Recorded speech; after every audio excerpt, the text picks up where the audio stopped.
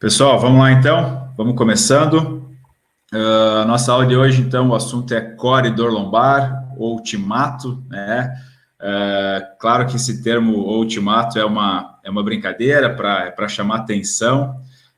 Quando a gente fala em ciência, não existe ultimato, né? Existe o momento atual. Então, o que eu vou apresentar para vocês é o que a gente tem de evidência hoje sobre o core e a dor lombar. É um assunto bem interessante, aí um pouco polêmico ainda, vários paradigmas para serem quebrados. E a ideia é essa, a ideia é a gente tentar aliar a ciência com a prática clínica, é sempre essa a nossa proposta aqui dentro da Fisicoluna, e hoje não vai ser diferente, tá? Então, eu vou me apresentar aí aos poucos. Boa noite, Jesuína, tudo bem? Vou me apresentando enquanto o pessoal vai chegando, e aí a gente vai começando aos poucos aí, tá? Então, para quem não me conhece, o meu nome é Murilo Demarco, eu sou fisioterapeuta, eu atuo na área clínica há 12 anos já, sempre trabalhando em consultório, tenho diversas formações, principalmente dentro da terapia manual, né, formações nacionais, internacionais, enfim, tem um longo trajeto de estudos aí, estou sempre me atualizando. Atualmente estou cursando mestrado em fisioterapia, estou na reta final do mestrado. Na verdade, na semana que vem eu termino minha coleta de dados e até novembro eu finalizo. Faço mestrado na UDESC, em Florianópolis, na Universidade do Estado de Santa Catarina. E nos últimos anos, aí, tanto na prática clínica quanto no âmbito dos estudos, das formações, sempre dedicado ao estudo da dor lombar, né? No meu consultório, a grande massa de pacientes são pacientes com dor na coluna. Gosto muito de atender esse tipo de paciente, gosto muito de estudar sobre isso. E dentro desse estudo, né, sobre dor lombar, sobre dor na coluna, junto com um colega, que é o Douglas Quatrin, que talvez muitos de vocês aí já conheçam também, a gente montou a Fisiocoluna, e a proposta da Fisiocoluna é trazer boas informações para os fisioterapeutas, ajudar os colegas da fisioterapia a se atualizarem e se tornarem referência no tratamento da coluna, né? Tem muita coisa boa sobre tratamento da coluna saindo, então nossa proposta é sempre tentar alinhar a ciência com a prática clínica. Então, sempre trazendo os estudos, a teoria com a prática clínica. Essa é a nossa ideia, tá? E hoje, então, a gente vai conversar um pouco sobre o core, vamos ver o que a ciência tem mostrado para nós sobre esse assunto, e eu tenho certeza que vocês vão gostar bastante da aula, uma aula bem interessante, uma aula que eu acho bem legal, assim, com bastante quebra de paradigmas, mas de um jeito macio, de um jeito show, tá? Então, vamos lá, pessoal, vamos falar um pouco sobre o core e a dor lombar, então. Então, vamos embora. E a primeira pergunta que eu trago aqui é uma pergunta que faz total sentido, porque todos vocês que são fisioterapeutas ou educadores físicos vão concordar comigo que é bem comum a gente pensar que alterações do core causam dor lombar, né? Dentro da área da saúde, a gente pensa, a gente fala muito isso, e até mesmo os nossos pacientes, né? É bem comum, pelo menos para mim, assim, os pacientes chegarem e os próprios pacientes atribuindo a dor na coluna deles ao core, né? Então, core é um termo que, inclusive, já está aí na boca dos pacientes, tá? Mas será que as alterações do core, elas realmente causam dor na coluna? Elas realmente são causas da dor lombar? Será que nós temos evidência para isso, né? E outra pergunta, da onde que surgiu isso? Será quando que começou? Por que o core ele é tão falado, né? Ele já foi mais falado do que ele é hoje, mas ele ainda é bastante comentado, bastante fomentado, e ainda é bem comum, né, os profissionais da área da saúde atribuírem um grande valor ao core quando a gente fala de dor lombar, né? Então, vamos entender o que a ciência fala sobre isso e vamos entender da onde que começou esse assunto do core, digamos assim, tá? Então, quando começou a se falar sobre o core? Na década de 90, no final da década de 90, surgiram alguns estudos, esse é um deles, onde esses estudos eles começaram a identificar que pacientes com dor na coluna lombar, eles tinham alterações dos músculos do core, principalmente do músculo transverso. E aí, a partir desses estudos, né, logo já vou comentar o que esse estudo apresentou, então começou a se entender que pacientes com dor na coluna lombar têm alterações do músculo do core, né, tem atraso do transverso, e a partir daí começou a se criar toda uma abordagem, né, e e uma abordagem, né, uma proposta em cima tanto da avaliação quanto da reabilitação baseada em cima do core e muito em cima do transverso, né? Então, vamos entender o que esse estudo aqui ele mostrou. Esse estudo é do Paul Rhodes, é um cara bem conhecido, né? Você já deve ter ouvido falar, e o Paul Rhodes foi um dos pesquisadores aí que foi importante até hoje, né? Um pesquisador bem ativo e que ajudou a difundir essa ideia do core, né? Então, nesse estudo, o que eles fizeram? Então, olha só, eles pegaram 30 pessoas, 15 pessoas com dor lombar e 15 sem, tá? Então, um número pequeno de pessoas. Então, pegaram essas pessoas e fizeram o quê? Colocaram elas em cima de uma plataforma de força, tá? Onde eles monitoravam o centro de pressão, e eles avaliaram a eletromiografia tanto do transverso, quanto do oblíquo externo, quanto do oblíquo interno e do reto abdominal. E além da eletromiografia desses músculos do abdômen, eles também analisaram a eletromiografia do músculo deltoide. E o que acontecia? Essas pessoas, então, elas estavam em cima dessa plataforma em pé, sendo monitorada a eletromiografia, e essas pessoas recebiam um estímulo visual. Então, aqui está simbolizando uma luz que acende, né? E aí essas pessoas, elas eram orientadas, então a pessoa estava em pé ali, parada, tranquila, e elas eram orientadas a quando a luz acendesse, que elas elevassem o braço de maneira rápida. Então, assim que a luz acendeu, elas tinham que movimentar o braço. E aí elas movimentavam o braço, tanto no sentido da flexão, depois no sentido da abdução e no sentido da extensão. Então, sempre que a luz acendia, essas pessoas tinham que elevar o braço de maneira rápida, como se fosse uma maneira reflexa. E o que eles queriam analisar nesse estudo, nesse sistema? Eles queriam ver quem que entrava em ação antes. Então, por exemplo, assim que a pessoa recebia um estímulo, né, e ela fazia uma resposta motora em seguida a isso, será que os músculos abdominais, eles entravam em ação antes dos músculos do braço, do deltoide, ou será que os músculos do braço entravam em ação depois, né, ou antes do abdômen? Pessoal, como é que está a conexão? Para mim aqui está tranquilo, está tudo bem para vocês? Qualquer coisa, dá um reset, tá? Reatualiza o link aí que melhora, tá bom? Então, vamos lá. Eles queriam saber, né, então, se os músculos abdominais eles ativavam antes dos músculos do ombro ou não. Isso porque já tinha alguma suspeita que eles imaginavam que os músculos abdominais poderiam ser ativados antes, tá? E o que eles perceberam nesse estudo? Que nas pessoas saudáveis, então nas 15 pessoas que não tinham dor na coluna, em todas essas 15 pessoas, o transverso ele era o primeiro músculo a contrair. Então, mesmo antes de contrair o deltoide, a eletromiografia já mostrava que o transverso era o primeiro a entrar em ação. Então, em todas as pessoas saudáveis, o transverso era sempre o primeiro a ser ativado. Porém, nas pessoas com dor lombar crônica, eles perceberam que o transverso estava atrasado. Então, em pessoas saudáveis, antes de entrar em ação o deltoide, entrava em ação o transverso. Nas pessoas com dor lombar, o transverso, ele se mostrou atrasado. Então, por exemplo, em todas as pessoas com dor lombar, durante a flexão, o transverso era atrasado. Agora, para os outros movimentos do ombro, existiam diferenças isoladas, né? Então, o transverso sempre atrasado, na flexão principalmente, mas para os outros movimentos, o transverso, né, por exemplo, para a abdução, para a extensão, o transverso estava atrasado, mas os outros músculos não, tá? Então, o transverso sempre foi considerado atrasado e os outros músculos, eles variavam de movimento para movimento. Em todos, na flexão do braço, era o maior delay que tinha, certo?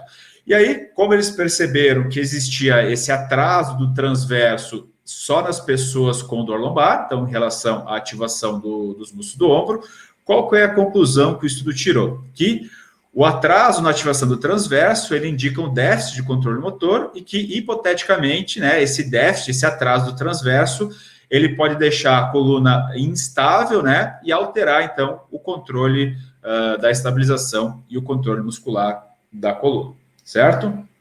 Tudo certo aí com a conexão? Beleza, então tá. Então, foi isso que eles perceberam, né? A conclusão deles, então, é que esse atraso do transverso deixava a coluna mais instável. E a partir disso, então, se o transverso está atrasado, a coluna está instável está predisposta a ter lesão e a ter dor lombar, né?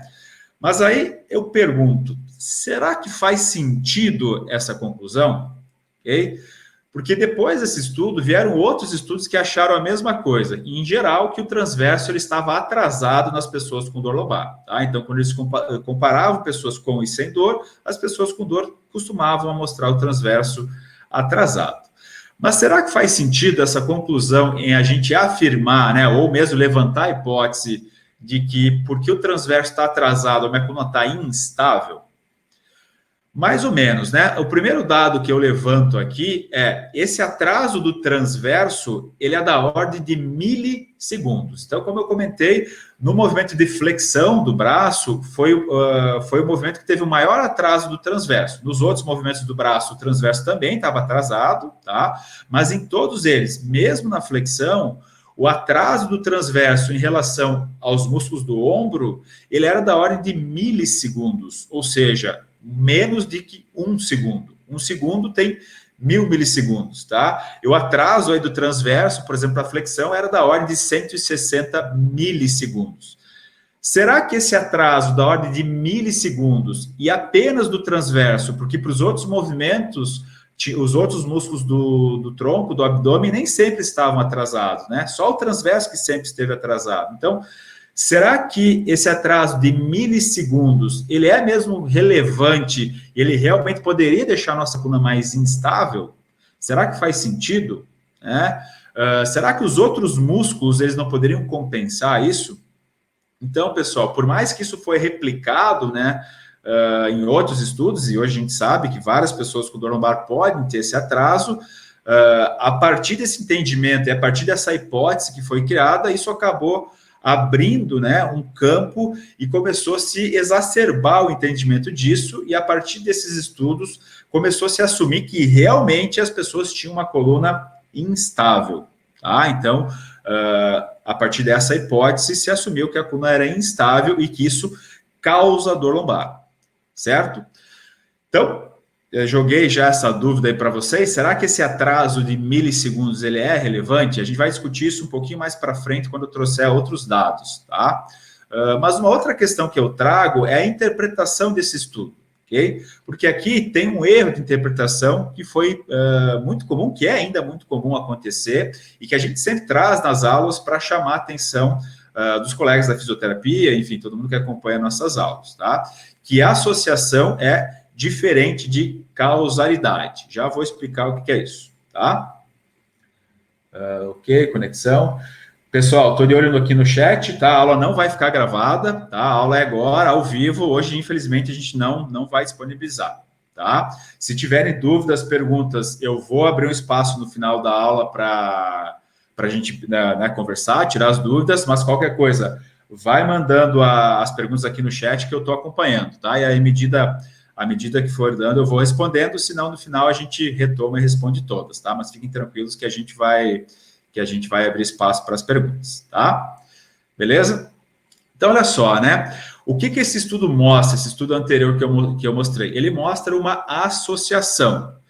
Porque, olha só, eles analisaram pessoas com dor lombar, que já tinham dor lombar, e identificaram que o transverso estava atrasado. Então, o que esse estudo mostra é que ou esses estudos, né, os outros que encontram esse mesmo tipo de resultado, o que esses estudos mostram é que em pessoas com dor lombar existe um atraso do transverso, ponto.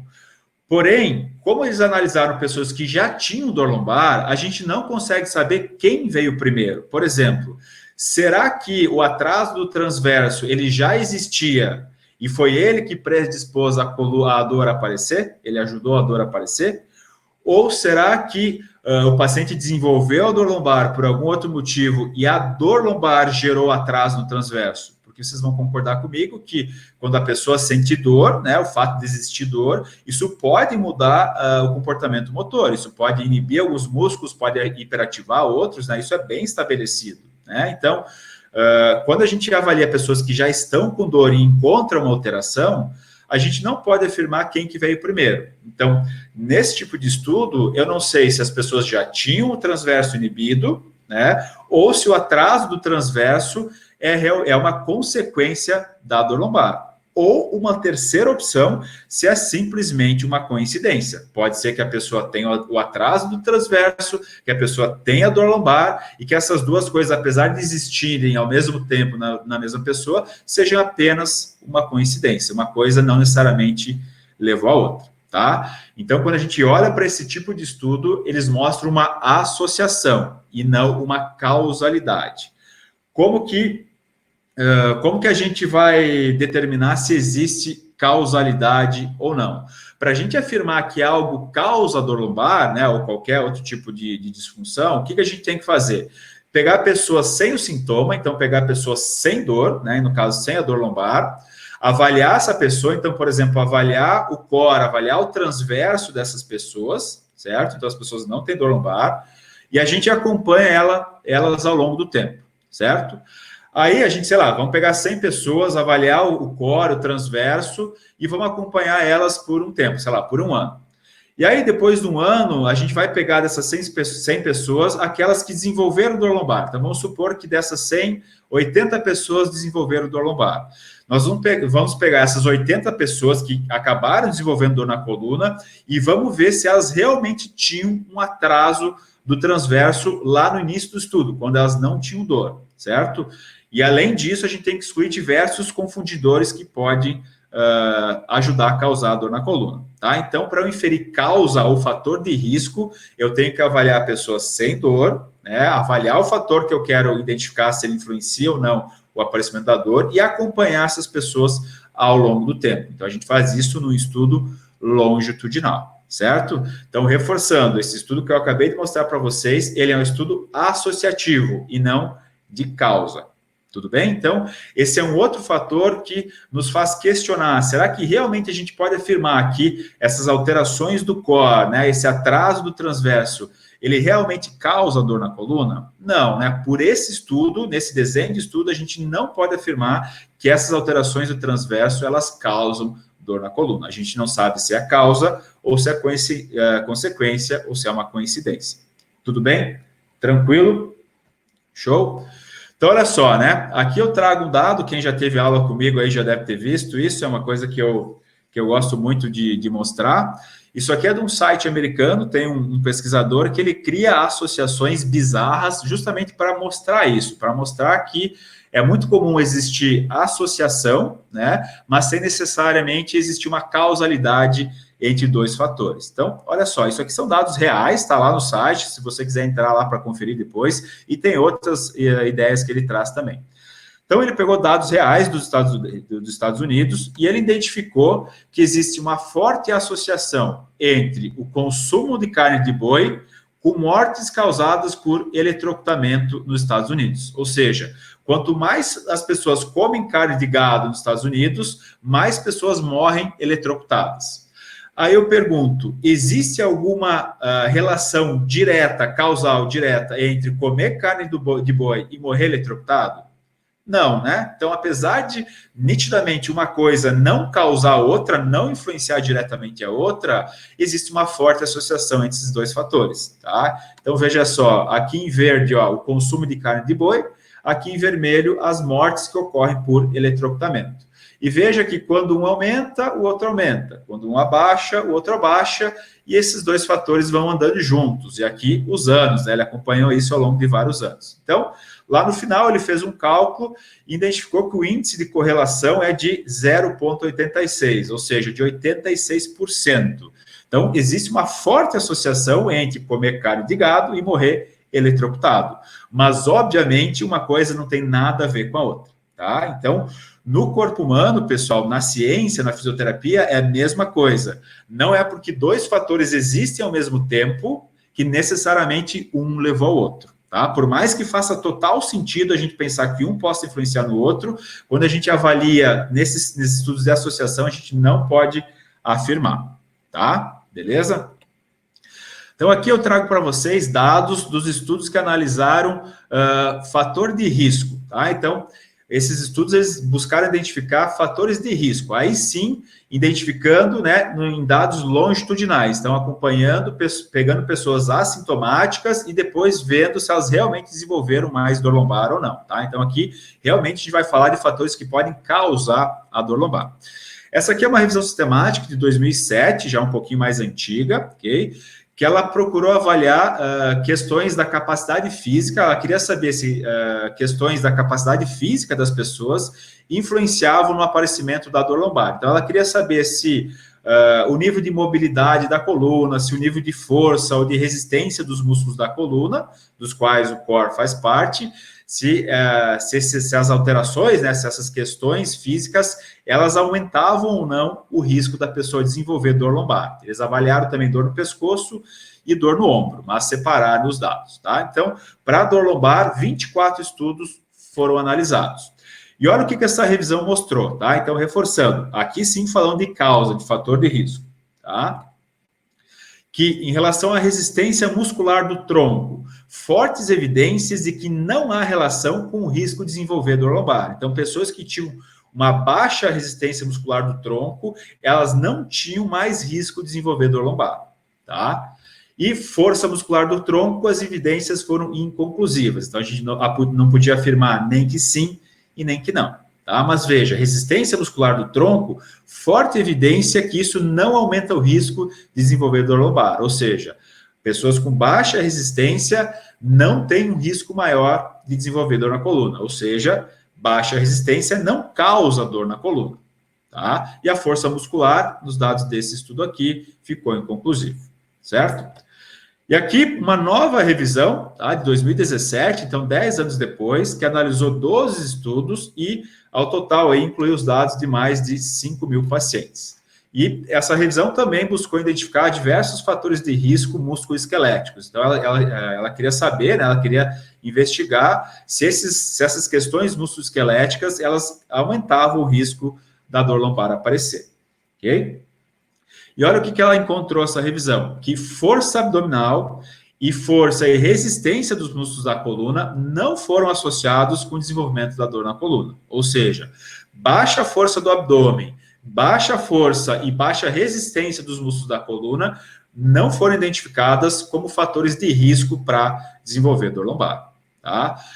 Ou seja, quando a gente olha para estudos que analisam de maneira longitudinal, que analisam os fatores de risco, a gente não tem evidência para afirmar que as alterações dos músculos do tronco, que as alterações dos músculos do core, elas realmente causam dor lombar, tá? Então, apesar de ter a associação, a gente não tem evidência de que exista uma causa, tá? E, na verdade, muitos autores eles assumem que talvez essas alterações do core elas possam ser consequência da dor, mas na verdade até o momento a gente não tem como saber, tá? O que a gente sabe é que alterações do core não causam dor lombar, nós não temos evidência para afirmar isso, tudo bem? Tá? Isso é bem definido na literatura, tá, pessoal? Então a gente tem que cuidar para não confundir essa associação com causalidade. E aqui eu trago um dado de um outro estudo, né? Isso aqui é um estudo que foi publicado em 2010, um comentário, né? Não é um estudo que analisou clinicamente, é só um comentário de um autor, onde ele faz todo um apanhado, uma reflexão sobre a proposta do core, né? E o título do artigo ele já entrega, né? O mito da estabilização do core. Então, ele traz essa frase bem impactante, né? Isso lá em 2010, então que até agora nenhum estudo demonstrou que a dor lombar é devida à instabilidade vertebral. Apesar de uma década de pesquisa nessa área, isso continua sendo um modelo teórico. Então, lá em 2010, esse autor fez toda uma análise das evidências que a gente tinha e ele concluiu isso, né? Ele fez a citação que, na verdade, essa ideia de que o core mais fraco, mais atrasado, principalmente o transverso, deixa a coluna instável e isso causa dor lombar, não passava de uma hipótese, porque a gente não tinha evidência consistente de que essa instabilidade por causa da fraqueza do core realmente existia, tá? Isso repetindo, em 2010. Hoje nós estamos em 2020, então 10 anos depois, né, 2 décadas depois que surgiram esses estudos do core, né, a gente continua sem evidências consistentes de que essas alterações, elas realmente são causa da dor lombar, tá, pessoal? Então, isso de que as alterações do core, elas causam dor na coluna, elas predispõem a dor na coluna, isso é mito, tá? Pode ser que venham novos estudos e que mudem isso, pode ser que sim, mas no momento nós não podemos afirmar isso. E quanto mais a gente estuda, menos faz sentido pensar que o core tem uma influência tão importante, tá? Não que ele não vá ser importante, não que a gente não deva abordar isso, eu vou falar um pouquinho mais para frente, tá? Beleza? Ok? Então, não podemos afirmar que as alterações do core causam dor na coluna. E nesse estudo aqui, depois eu vou largar lá no Telegram, tá, pessoal? Quem não está no Telegram ainda, sugiro que entre, vá lá no Instagram, tem um linkzinho da bio lá, entra no link e tem acesso ao Telegram. Depois eu vou jogar esse estudo lá. Dentro desse estudo, esse autor traz diversas questões, diversos questionamentos, reflexões bem interessantes sobre o core, tá? Então, vale bastante a pena ler. E um dos questionamentos que ele traz é qual o nível de força que a gente precisa para estabilizar a coluna. Porque quando a gente fala, né, que essa alteração do transverso, do core, ela deixa a coluna mais instável, a gente entende que a gente precisa de uma grande força, né, de uma grande ação para estabilizar a coluna. Mas será que isso realmente é necessário? Na verdade, não. Né? O que os estudos mostram é que para a gente estabilizar os movimentos intersegmentários da coluna, então para a gente controlar os movimentos intrínsecos da coluna, o nível de ativação, o nível de co-contração necessária dos músculos do tronco, dos músculos da coluna, ele é muito baixo. Tá? E aqui eu trago alguns dados que estão dentro desse estudo que eu acabei de referenciar. Tá? Então, olha só. Durante a caminhada, o reto abdominal ele tem uma atividade média de 2% de sua contração voluntária máxima e o oblíquo externo de 5%. Isso em pessoas saudáveis, tá? Então, olha só. O reto abdominal, durante o ato de caminhar, ele tem uma ativação média de 2% da sua capacidade máxima de contração e o oblíquo externo de 5%. Então, veja só, o nível de ativação necessário, né, dos músculos do abdômen, ele é muito pequeno. Claro que isso pode mudar de pessoa para pessoa, pode mudar de tarefa para tarefa, mas, em geral, o nível de ativação que a gente precisa para controlar o tronco, para controlar a coluna, é muito baixo. Tá? Olha só, um outro dado. Durante a posição em pé, a estabilização ativa é alcançada por níveis muito baixos de co-contração dos flexores e extensores do tronco.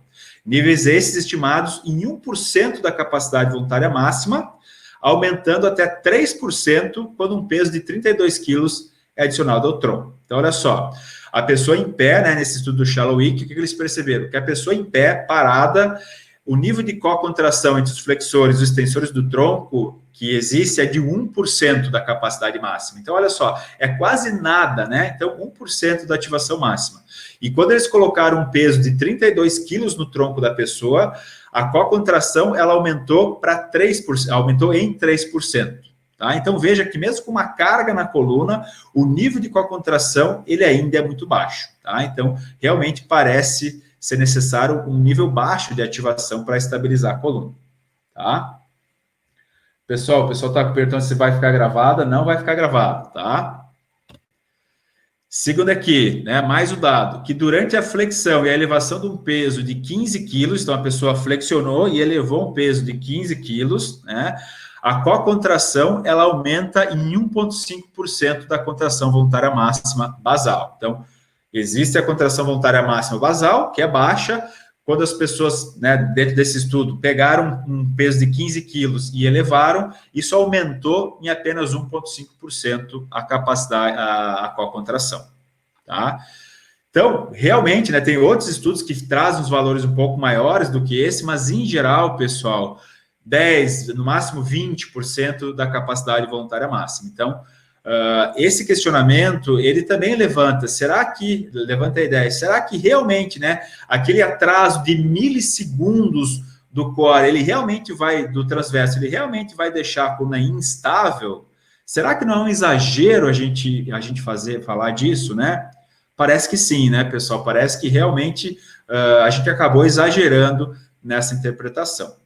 Uma outra reflexão que esse autor traz, que é bem interessante, ele fala que se realmente o atraso do transverso e as alterações do core, elas fossem um fator de risco, uma causa da coluna, de dor na coluna, por que a gente não vê uma epidemia de dor lombar nos obesos ou nas pessoas grávidas, nas mulheres grávidas? Né? Porque pessoas obesas, elas têm dor lombar? Tem dor lombar, mas quando a gente olha o fator de risco, a obesidade não é um fator de risco importante. Na verdade, né, a taxa de risco da obesidade é bem pequena, tá? Então não é algo importante.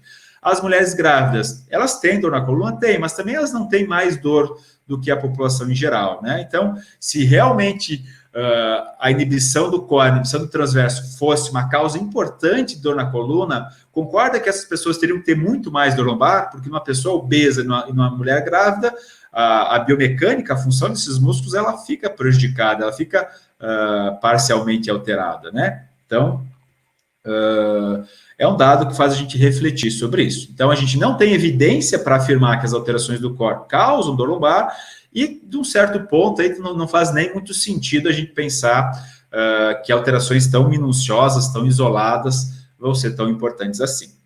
Tudo bem? Tá? Qualquer coisa, manda aí no chat. E quando a gente fala do controle motor, pessoal, uma coisa que é super importante, a gente não vai entrar muito a fundo aqui no controle motor, é a gente entender que não existe um músculo salvador da pátria, né? Então, o próprio Paul Rhodes, que foi uma das pessoas que começou essa história do transverso, da instabilidade do core, né?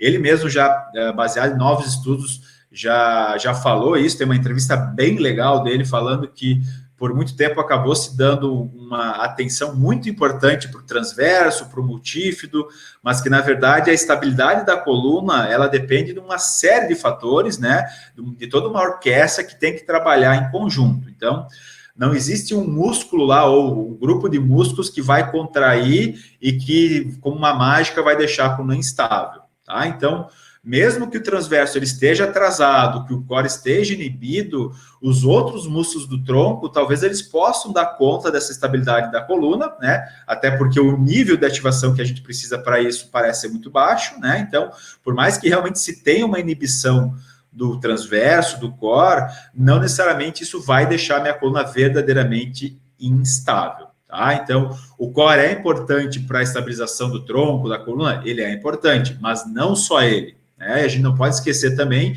que o controle motor ele é multidimensional, ele vai depender muito da tarefa, ele vai depender muito do indivíduo, né? Então, por exemplo, aquelas pessoas que tinham um atraso do transverso elevando o braço, eu não posso afirmar que aquele atraso do transverso ele vai aparecer em outras tarefas, né? Então, isso pode mudar de indivíduo para indivíduo, de tarefa para tarefa, tá? Então, por mais que se pensou que o core é mais importante, ou era talvez o principal, o único responsável pela estabilização da coluna, isso não é verdade, tá, pessoal? Não é verdade. Eu vou mandar a entrevista do Paul Rhodes ali no Telegram depois, e vocês vão ver, é bem legal, tá?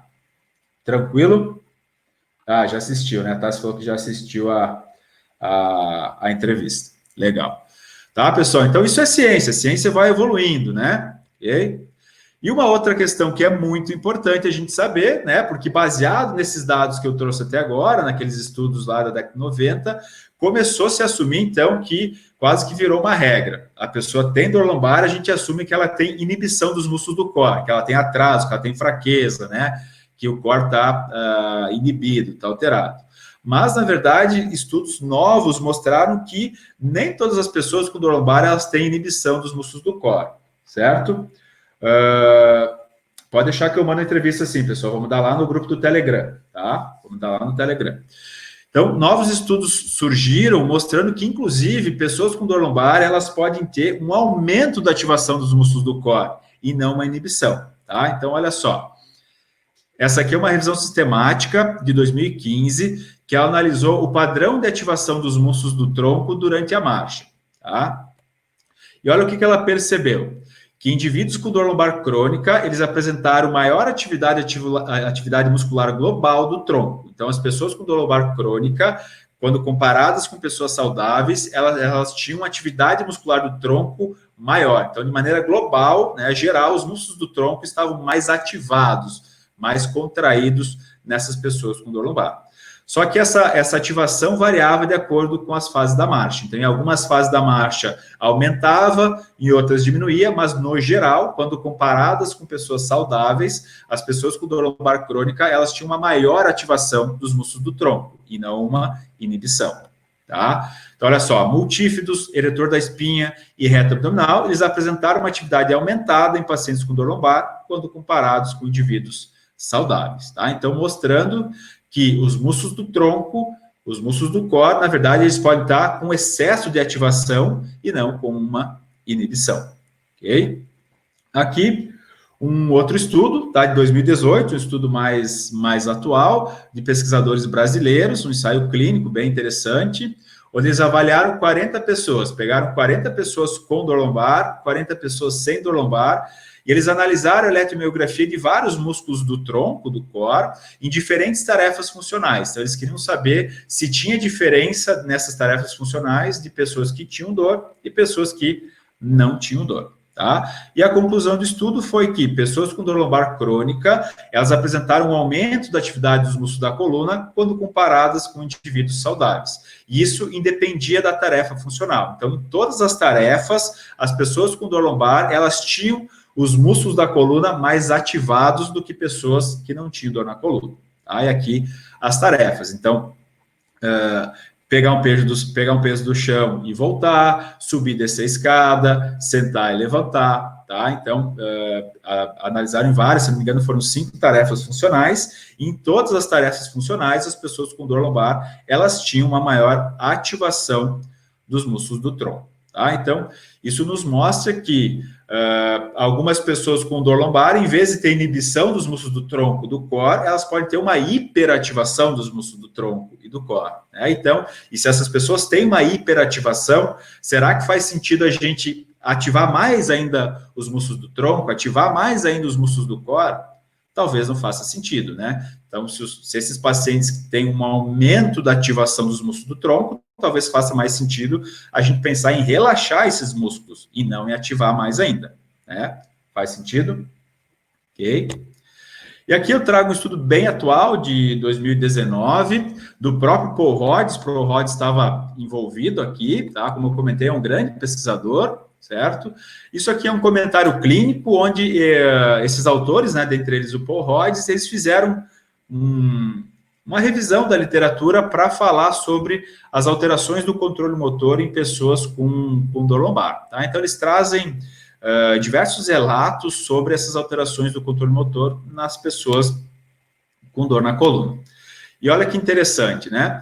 O que eles relatam aqui como uma das conclusões? Que, comparado com indivíduos saudáveis, pacientes com dor lombar, eles apresentam diferenças no controle motor.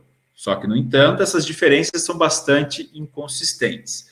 Ou seja, de maneira geral, quando a gente compara pessoas que têm dor lombar e pessoas que não têm dor lombar, as pessoas que têm dor lombar, elas têm um controle motor diferente das pessoas sem dor. Então, elas têm uma ativação muscular diferente, elas têm um padrão cinemático diferente, então elas costumam se mover de maneira diferente, tá? Só que essas adaptações, essas diferenças, elas são muito inconsistentes. O que isso quer dizer? Que elas variam muito de pessoas para pessoas, né? Quem estuda a dor lombar sabe que a dor lombar é muito heterogênea, né? Os pacientes são muito diferentes. Talvez na sua prática clínica, você já deve ter percebido isso, né? E os estudos cada vez mais afirmam isso, que por mais que a dor lombar, os pacientes tenham o mesmo sintoma que a dor lombar, a apresentação clínica é muito diferente, o comportamento é muito diferente, tá? Então, dentro da adaptação motora, não é diferente, né? Os pacientes, eles têm apresentações inconsistentes, né? Não é todo mundo do mesmo padrão.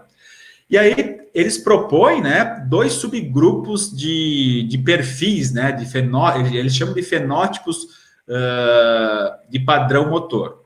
Então, numa ponta, o que eles chamam de um grupo de TIG control, que seria pessoas com dor lombar que têm uma rigidez dos músculos do tronco, então um excesso de controle, um aumento da ativação, um aumento da cocontração e o tronco, a coluna mais rígida, né? Isso numa ponta. E na outra ponta, no outro extremo, pessoas que eles classificam, né? Um grupo que eles classificam de loose control. Então, pessoas que têm uma menor ativação dos músculos do tronco, que tem uma inibição dos músculos e não uma ativação. Então, numa ponta, um excesso de rigidez, no outro, uma inibição muscular. E aí, que dentro, né, dentro dessas duas extremidades, estão aqui no meio disso, várias possibilidades podem acontecer, tá? Isso faz total sentido. Então, o que a gente sabe hoje? Que tem pessoas que têm um aumento da ativação do core e dos músculos do tronco, pessoas com dor lombar, tem pessoas com dor lombar que têm um padrão de mais inibição, né? E tem pessoas que não têm alteração nenhuma do core e dos músculos do tronco, tá? E pode ser mista. Em algumas pessoas, alguns músculos vão estar hiperativados, outros inibidos, certo? E, claro, ele fala que isso é uma proposta, mas para confirmar a existência realmente desses dois subgrupos, ainda precisa mais estudos, tá? Mas faz sentido.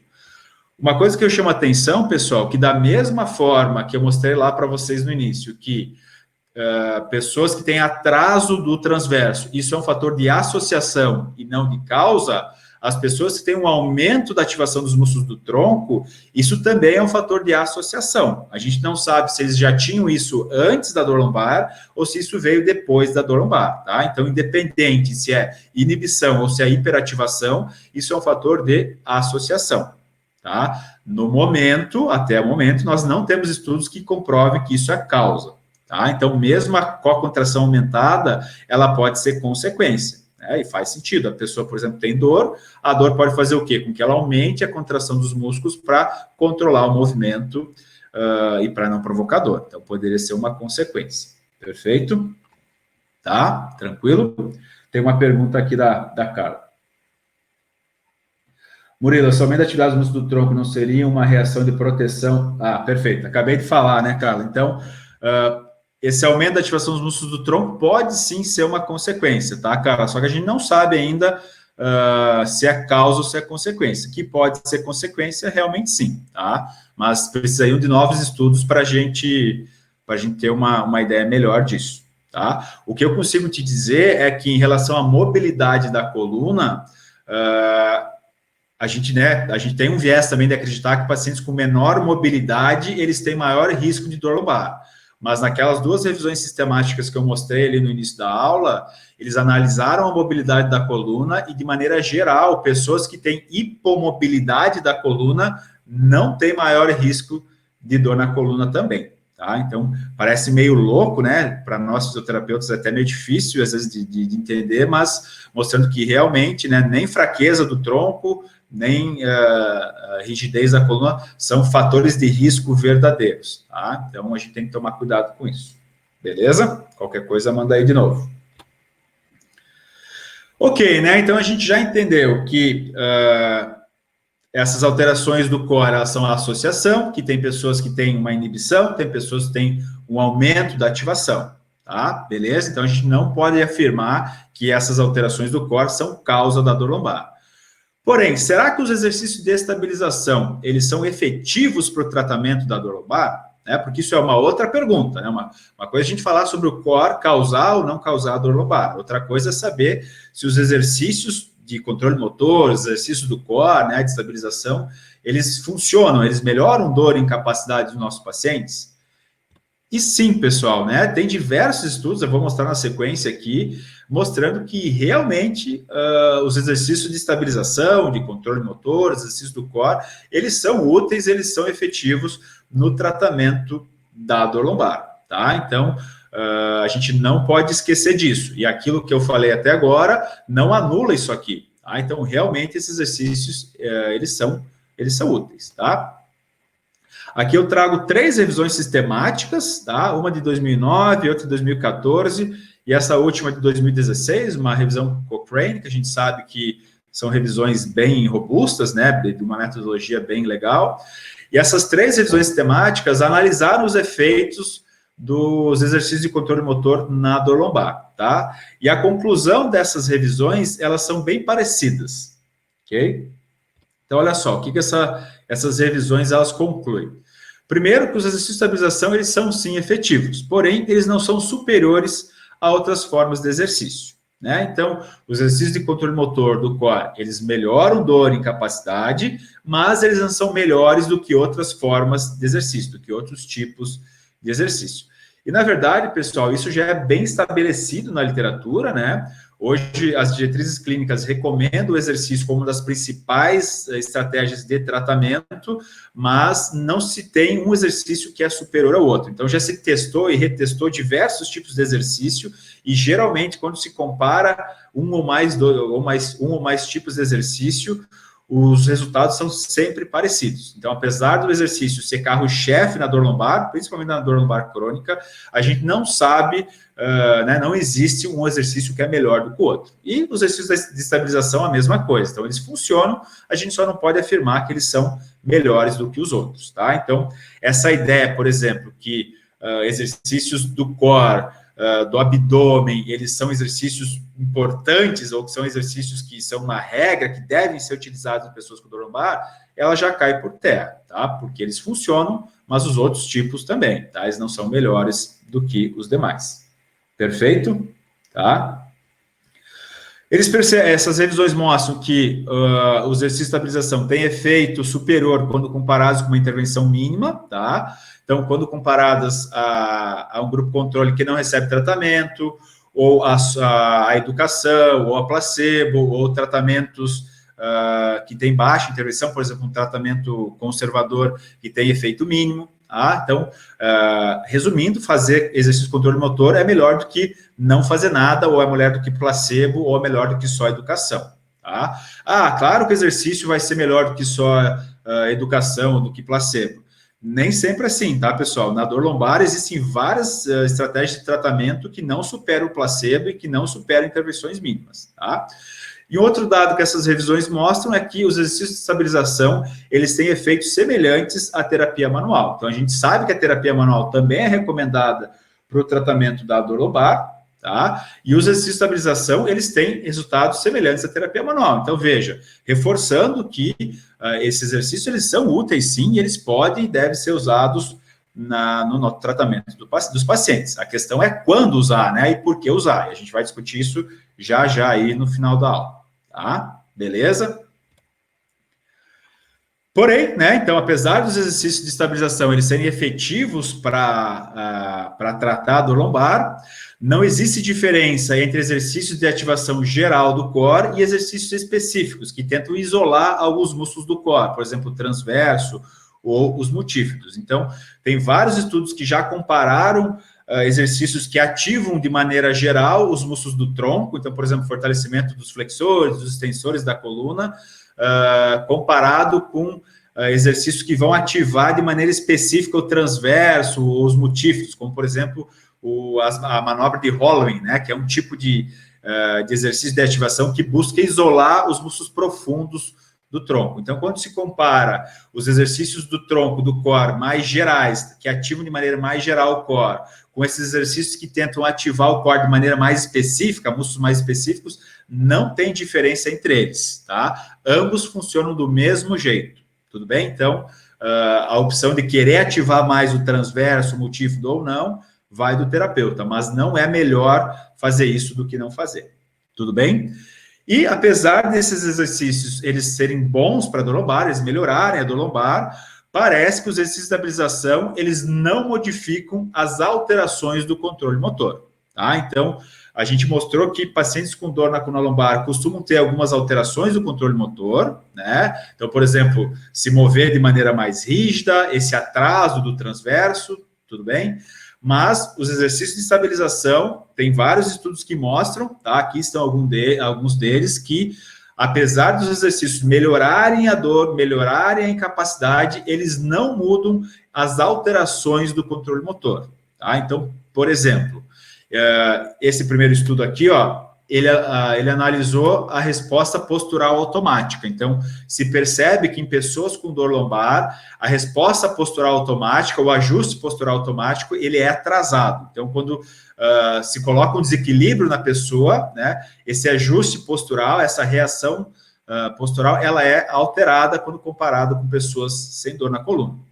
E já se deu exercício, né, nesse estudo, eles deram exercícios de ativação geral do tronco e exercícios específicos do core e perceberam que nenhum dos exercícios, nem os gerais, nem o do core, melhorou esse ajuste postural, tá? Então, os pacientes com dor lombares também têm eles têm alteração do COP, né, do Centro de Variação de Pressão. Os exercícios de estabilização nesse estudo também não melhoraram a resposta do COP, ok? Então, aquele atraso do transverso que eu comentei lá no início da aula, os exercícios de estabilização também não parecem melhorar isso, tá? Então, a pessoa que tem um atraso do transverso, ela melhora, se ela faz exercício de estabilização, ela melhora a dor, ela melhora a incapacidade, mas ela pode continuar com o transverso atrasado, tá? Tudo bem? E aí, vários outros achados aí do controle motor que mostram que, muitas vezes, esses exercícios de estabilização, eles não mudam o controle motor, tá? Então, olha só que interessante. A dor pode melhorar sem necessariamente eu modificar o controle motor, mostrando, né, ajudando a sugerir que talvez essas alterações aí do controle motor, elas não tenham um papel tão importante de causa da dor, porque se elas tivessem, a dor só iria mudar, melhorar, quando essas alterações fossem corrigidas, né? Faz sentido para vocês? Ok? E aqui um outro estudo que eu trago que corrobora isso, né, que faz a gente refletir também sobre a importância de querer atuar tanto no transverso, querer atuar tanto no multífido de uma maneira isolada, né? Essa revisão sistemática de 2014, o que ela observou, o que ela procurou observar? Ela queria saber se mudanças no transverso abdominal ou nos multífidos, elas estão relacionadas com a melhora clínica da dor lombar. Então, olha só, né? Eles queriam saber se, quando o paciente melhora a dor e incapacidade, ele melhora também as características do transverso e dos multífidos, ou seja, precisa ter uma melhora do transverso, precisa ter uma melhora do multífido para a dor e a incapacidade melhorar? Existe uma relação entre isso? É isso que eles queriam saber, né? E quais características do transverso e dos multífidos foram analisadas? A ativação, né? Então, o padrão de ativação e também algumas características morfológicas. Então, a espessura do músculo, o deslizamento, enfim, questões que mostram, né, a ativação do músculo, tá? Tudo bem? Então, se o músculo ficou mais forte ou mais fraco. E olha só que interessante, que mudanças na morfologia ou na ativação do transverso após tratamentos conservadores tendem a não estar relacionadas com a melhora clínica na dor lombar, tá? Então, olha só, o paciente melhora a dor, melhora a incapacidade, mas ele não precisa ter mudança do transverso para ter essa melhora, tá? Então, a melhora da ativação do transverso, a melhora da espessura, né, deixar o transverso mais forte, não é necessário para o paciente melhorar, tá? Em relação às modificações dos multífidos, a melhora clínica, os dados foram mais incertos. Então, a relação entre modificações nas características dos multífidos e a melhora clínica permanece incerta. Por que permanece incerta? Porque tem menos estudos sobre os multífidos, né? E os achados foram um pouco heterogêneos, tá? Não se conseguiu fazer uma conclusão, tá? Mas em relação ao transverso, até porque ele é o músculo mais falado, tem vários estudos, né? E a evidência é um forte nível de evidência mostrando que não necessariamente eu preciso mudar o transverso para melhorar a dor e melhorar a incapacidade, tá? Então, mais um dado que reforça aí o nosso entendimento de que talvez, né, essas alterações do transverso, elas realmente não atuem como causa. Tudo bem? Tá? Ok? A Carolina aqui, interessante, pois parece não ser um exercício específico, mas o que o exercício promove? Digo, a liberação de endorfina que são liberadas após a atividade física. Tá, show. É isso aí, Carolina, né? Então, o exercício, né, nesse caso, o core, os exercícios de estabilização, eles melhoram a dor, mas não mudam o padrão mecânico, né? E uma das possíveis explicações é bem isso que você comentou, né? Uma das explicações é que o exercício, ele ativa vias analgésicas endógenas, então, ele faz o meu sistema nervoso central produzir analgesia, liberar a substância analgésica, e com isso ele acaba inibindo a dor, né? Então, é uma das hipóteses que a gente tem do porquê que a dor melhora, a incapacidade melhora, sem eu mudar a biomecânica, né? Interessante, né? Show, bem legal. Tá? Então, resumindo, pessoal, tá? Resumindo o que a gente falou até agora. Então, olha só. Primeiro, pessoas com dor lombar, elas podem ou não ter alterações do core, tá? Então, não é uma regra, nem todas as pessoas que têm dor lombar têm déficit, têm alterações do core, ok?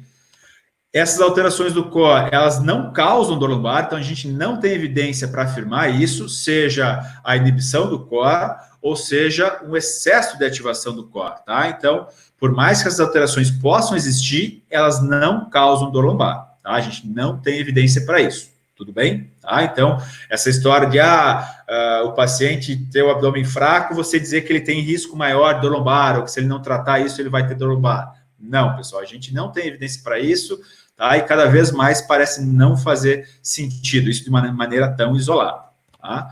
Terceiro ponto, os exercícios de estabilização, eles são sim efetivos para a dor lombar, então eles melhoram dor, eles melhoram capacidade, né? Show.